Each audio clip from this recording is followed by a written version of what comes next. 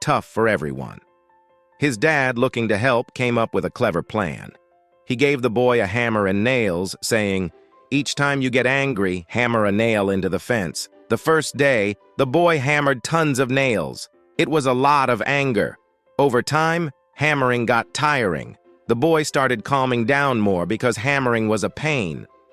Eventually, the boy learned to control his anger. He found ways to chill without hammering. What ways do you calm down when you're angry? Share your tips in the comments. The dad then had another idea. He said, "Now, remove a nail each day you stay calm." The boy kept his cool and the nails slowly started disappearing. Finally, the fence was clear.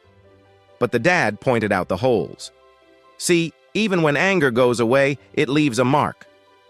Just like the holes, angry words can leave scars on people's feelings. Let's all choose kindness.